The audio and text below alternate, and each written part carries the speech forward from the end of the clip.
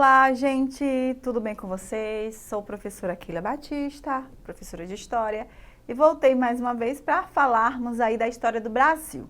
Esse período, conhecido como Era Vargas, que vai de 1930 a 1945, né? Esse período aí onde Getúlio Vargas ele se mantém na presidência do Brasil, dentro dessa conjuntura, né, dos anos 30, então é uma década então, que o Brasil vai sofrer algumas mudanças, né? A gente tem aí a guerra e o Getúlio ele vai trazer algumas mudanças significativas para o Brasil dentro desse contexto aí de mudanças e alterações, né? Então vamos aí falar da nossa Era Vargas, Getúlio Vargas.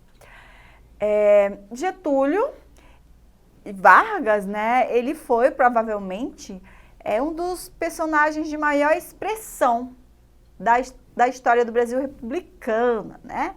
E aí palavras como nacionalismo, populismo, autoritarismo, estatização, paternalismo, industrialização, trabalhismo e sindicalismo são palavras, né, são temas que podem estarem relacionados aí ao governo de Vargas. É muito interessante vocês, né, fazerem aí atenção a esses termos, né, nacionalismo, populismo, autoritarismo, né, estatização, aí se referindo às empresas, o paternalismo, industrialização, trabalhismo e esse sindicalismo, né, são questões aí que vão dar cara a esse governo aí na história do Brasil.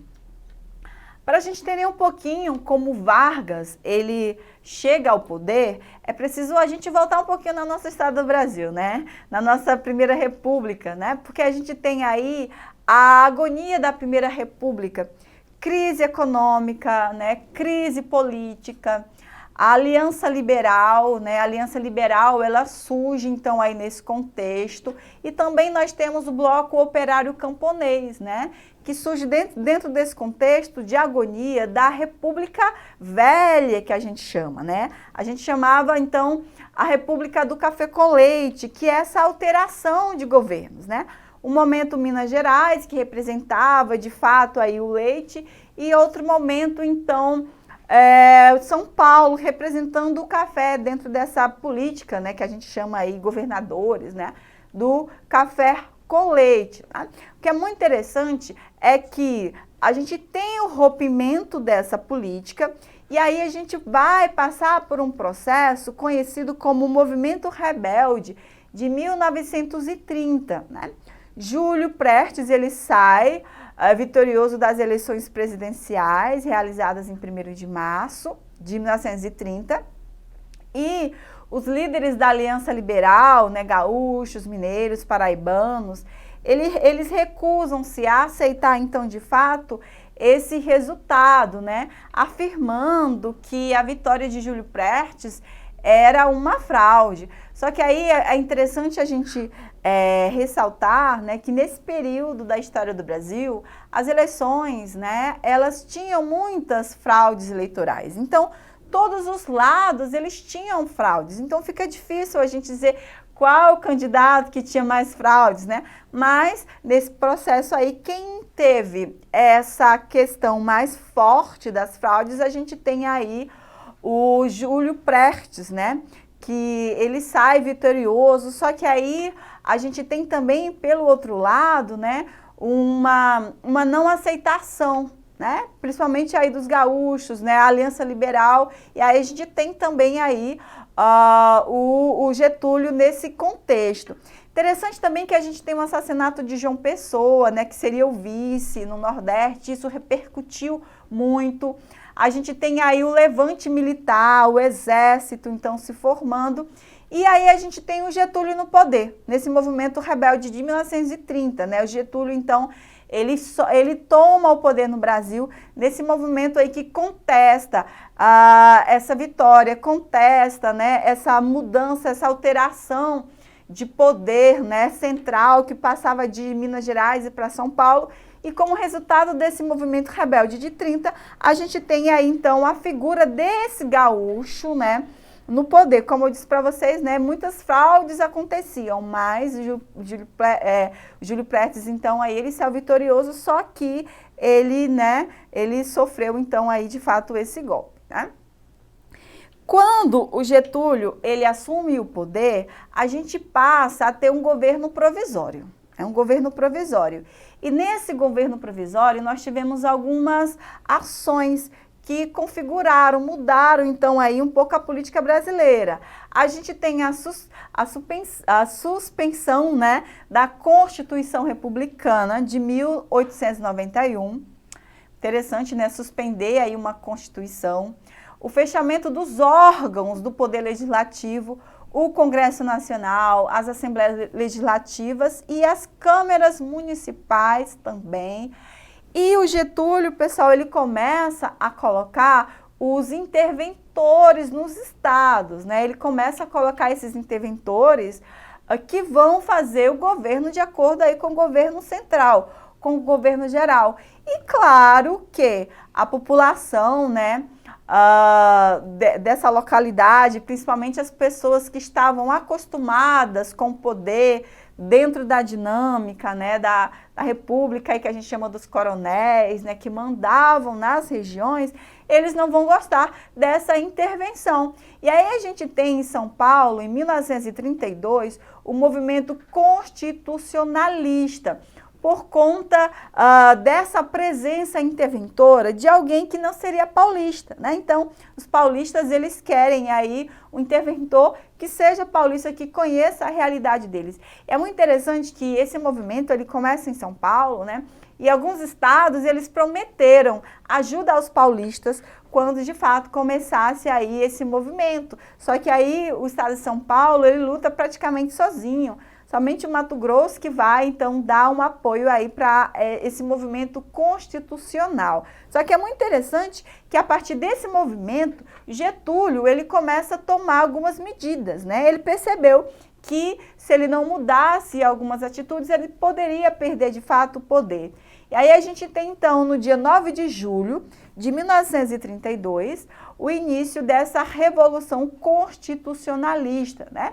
Que mobiliza aí 30 mil pessoas armadas em São Paulo para lutar contra o governo federal.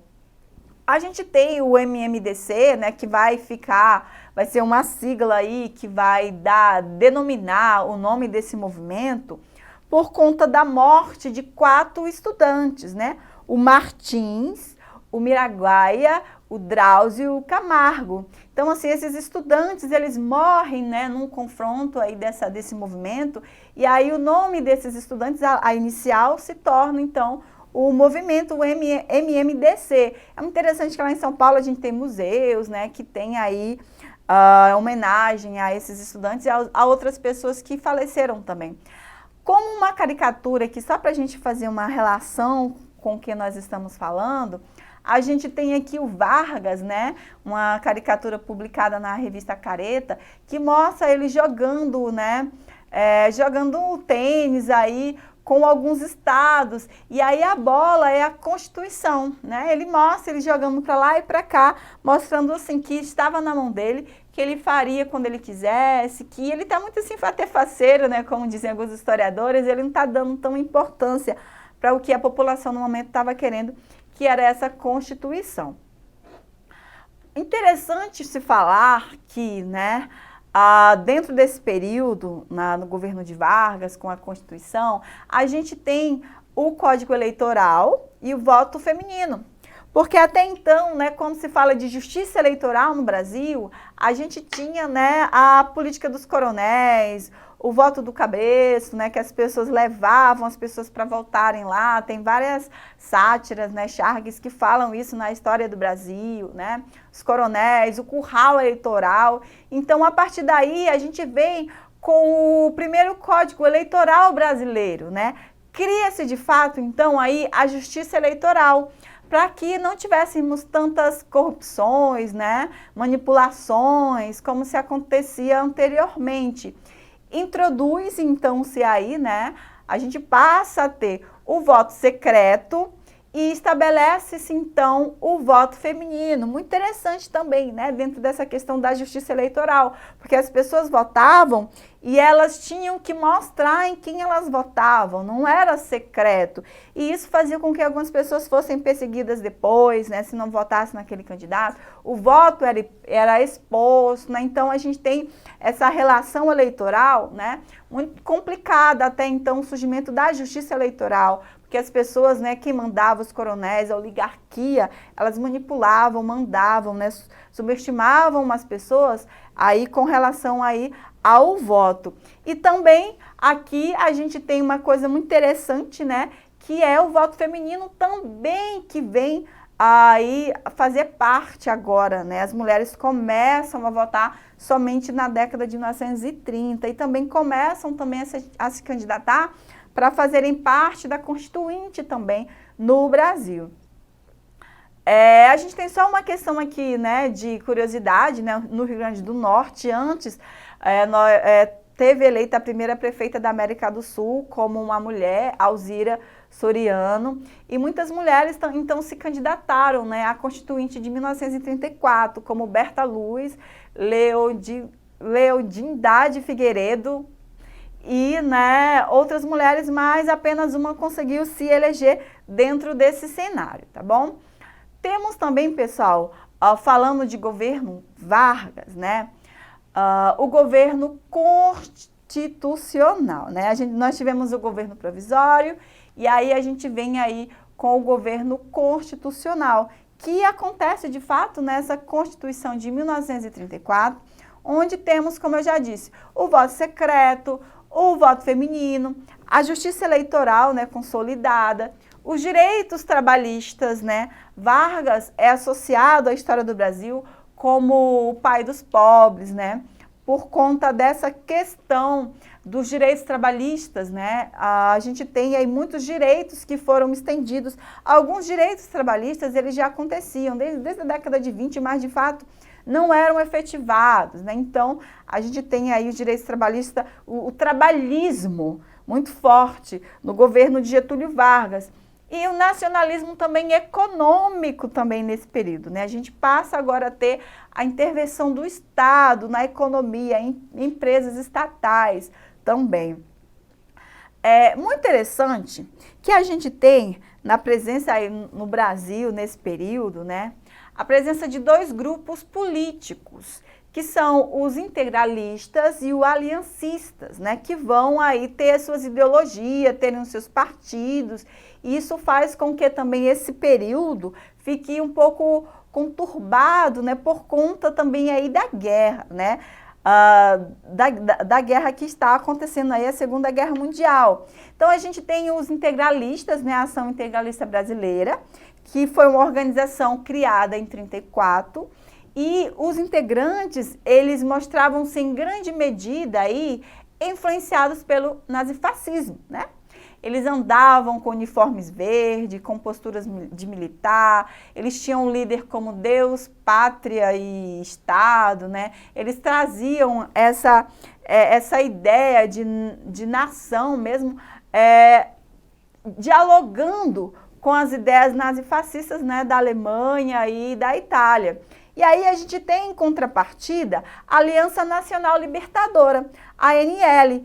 Os membros eram chamados de aliancistas, né? E aí ela foi fundada em 1935, reunia grupos de várias tendências, sobretudo aí anarquistas, né? E comunistas. E aí então a gente tem a formação da Intentona Comunista de 1935, né? Esses grupos, então, eles vão acontecer, essas organizações, né? Elas vão se formar e tendo essas ideias, essas ideologias, né, do que se tinha na Europa, né, os integralistas aí fazendo essa relação com o nazismo e o fascismo, e a Aliança Nacional Libertadora aí, tínhamos a presença de anarquistas e comunistas. Aqui no nosso cartaz a gente tem para vocês, né, só perceberem essa relação que se tem com os integralistas, né, que eles trazem essa perspectiva, né, do apelo. O Brasil precisa de você, né? Então aí a gente tem uma propaganda fazendo aí essa alusão à bandeira como a nação, né? Eles têm aí o símbolo do movimento, a letra sigma, né, do alfabeto grego, então tem toda essa questão aí, e esses integralistas são os que vão, né, flertar de fato com o nazismo e o fascismo. Muito interessante nesse período, porque no Brasil a gente tem essa discussão, né, de comunistas, né, de integralistas, e aí o Vargas, percebendo toda essa agitação no Brasil, ele também percebendo que a estrutura do seu governo, né, está balançada, ele lança o Plano Cohen, né? O que seria esse Plano Cohen? Seria de fato então uma história, né, uma farsa. A história diz que de fato foi uma farsa porque ele diz que o avanço comunista estava chegando no Brasil, né? O avanço comunista estava chegando e, segundo eles, a mentalidade com todos os perigos, né? Ele usa, então, essa imagem do bicho-papão do comunismo para causar um medo, um terror na população brasileira. E aí ele lança esse Plano Cohen. E esse plano faz com que o seu governo agora se torne um governo ditatorial, porque o Brasil está correndo risco, né? Agora precisam-se que sejam efetivadas, né, ações contra essa ameaça no Brasil. E aí a gente tem, de fato, esse governo ditatorial. Em 1937, Vargas, então, ele ordenou o cerco militar ao Congresso Nacional, ele vai impor o fechamento dos órgãos do Poder Legislativo e vai outorgar, né, uma Constituição autoritária para o país, né? Conhecido como polaca também, essa Constituição, porque nessa Constituição nós vamos ter algumas ideias, né, nazifascistas. Por isso que ela é uma Constituição aí, né, autoritária, dentro dessa perspectiva do governo de Vargas, tá, pessoal? O estado de emergência, né, ele vai decretar esse estado de emergência onde o governo poderia caçar pessoas, prender pessoas, né, agir da forma que fosse viável nesse contexto de segurança nacional, né, segundo o discurso da época. A gente vai ter também nesse governo ditatorial o fim do federalismo, né? Federalismo. Algumas bandeiras estaduais, elas começam a ser queimadas nesse período também. E isso vai também causar, né, ideias de resistência também de populações, principalmente aí do Partido Comunista, né, dos anarquistas e socialistas. A gente vai ter a supressão das instituições democráticas, né? As instituições democráticas agora elas perdem essa autonomia, a supressão dessas instituições. E então, por isso que nós falamos de um governo ditatorial, né? Ditadura Vargas. Algumas pessoas se referem a esse período como ditadura Vargas, né? Por conta de todas essas ações que o Getúlio, né, ele acabava fazendo, né, para manter a ordem, né, e manter, então, a nação, e digo novamente, né, flertando aí com essas ideias nazifascistas. Pessoal, muito importante também na construção de Getúlio, né, como pai dos pobres, né, alguém na história do Brasil, né, que olhou para os trabalhadores, é como Getúlio, ele utilizava a imprensa e a propaganda, né, para disseminar essa ideia de carismático, né, da pessoa que está ao lado do povo, do pobre. E, de fato, gente, é muito interessante falar de Getúlio, porque, assim, ele tem essa característica, né, de autoritário, como no Estado Novo, mas também o Brasil, de fato, ele teve alguns avanços, né? A legislação eleitoral, a legislação trabalhista, que foi muito importante para os trabalhadores, principalmente para os que estavam chegando, né, nos grandes centros, por conta das indústrias, né? Mas, ao mesmo tempo, também, né, a gente tem aí essa questão, né, foi um governo ditatorial, mas o Brasil, ele teve mudanças, né, significativas aí a partir do governo de Getúlio Vargas. E aí, então, a gente tem a criação do Departamento de Imprensa e Propaganda, né, o DIP, que é muito comum, né, em governos assim autoritários, né, a imprensa agora, a censura, né, que censura os meios de comunicação, a imprensa usa essa imagem do grande líder nato. A educação e a cultura é afetada, né, as escolas começam a louvar as crianças nas escolas, as músicas começam, né, a serem feitas também para serem louvadas, aí a ideia do Vargas, ele pede sambinhas, né. Claro que a gente tem também a música de protesto nesse contexto, tá? Literatura também, nas artes, né, o movimento modernista, ele procura então aí redefinir a cultura brasileira. E aqui a gente tem um desenho que é só a reprodução, né, da capa da Cartilha para a Juventude, né, aí editada pelo DIP, esse Departamento de Propaganda. Então, como esse departamento mostra a figura de Vargas, né, carismático, atencioso, com as crianças, que seria então aí de fato o futuro do Brasil. Na Segunda Guerra Mundial, o Vargas ele começa com uma posição de neutralidade. Ao mesmo tempo que ele tinha relações com os Estados Unidos, com os ingleses, ele também mantinha, né, posturas no governo do nazismo, do fascismo, né? Então ele ficava lá na neutralidade, né? E aí ele parte depois a apoiar os aliados por conta de acordos, né? A gente tem também alguns navios brasileiros, né, que são torpedeados. Isso faz com que o Brasil ele saia dessa postura, né, de neutralidade e comece a apoiar aí os aliados, né? E ele manda, interessante que o Brasil, em 1944, ele vai para a Itália, ele manda, né, tropas da Força Expedicionária Brasileira, a FEB, para lutar em algumas batalhas na Itália. Só que é bem interessante que a Segunda Guerra Mundial, ela acaba em 1945, né? E aí o Brasil vai lutar lá na Itália a favor dos aliados em 1944. Então a gente tem um pouquinho só de tempo aí do Brasil fazendo essa frente, né? Essa frente de guerra pelos aliados. Aí a gente tem o fim do Estado Novo, né? Que aí ele vai trazer uma abertura política maior, né? Em 45 ele vai fixar prazo para eleições, né? E vai conceder anistia aos políticos, aos condenados políticos, né? Aos presos políticos. E aí a gente vai ter a organização também de vários partidos políticos, né? Nesse momento. O que é mais interessante é que Vargas, ele dá, né, essa ideia de uma eleição, né? De eleição de 1945. Só que, ao mesmo tempo, também, ele começa a fazer uma mobilização por trás.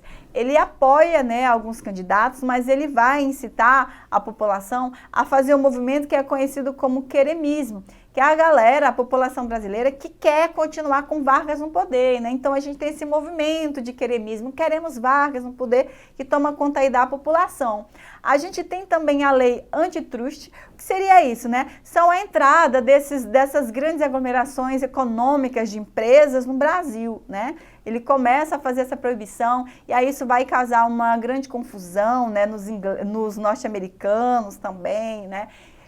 Que estão presentes no Brasil. É muito interessante que muita parte dessa modernização se vem, né, por conta do capital norte-americano, né, que se tem essa industrialização, as indústrias estatais, como se criam, né, nesse período. E aí a gente tem, então, de fato, aí a renúncia de Vargas, né, que ele vai renunciar aí durante esse período conhecido como fim do Estado Novo. Só que Vargas, ele volta novamente ao poder em outro período da história do Brasil que a gente vai ver nas nossas próximas aulas, tá? Pessoal, então vamos para o nosso Exercitando.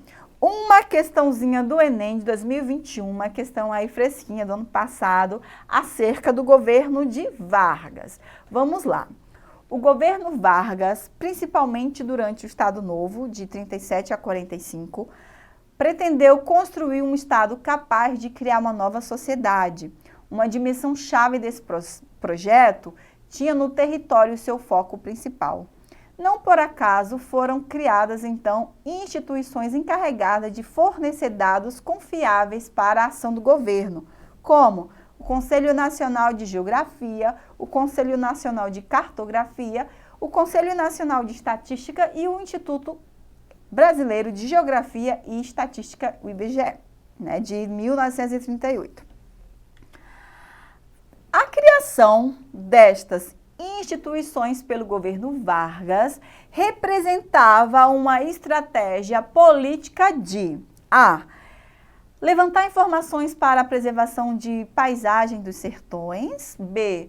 Controlar o crescimento exponencial da população brasileira. C. Obter conhecimento científico das diversidades regionais. D. Conter o fluxo migratório do campo para a cidade. E E. Propor a criação de novas unidades da federação.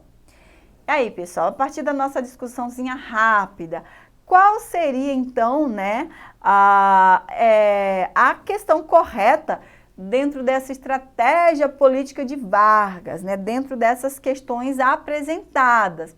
A gente tem aqui, né, como alternativa correta a letra C, que seria obter conhecimento científico das diversidades regionais, né? O Brasil ele ganha um grande salto, como eu disse para vocês, nesse período, e conhecer esses espaços, né? As populações indígenas que começam a fazer parte também da Constituição, seria muito interessante para se entender qual, né, seria o país que o governo deveria chegar e chegar tomando conta aí, de fato aí, de todos, né, os espaços.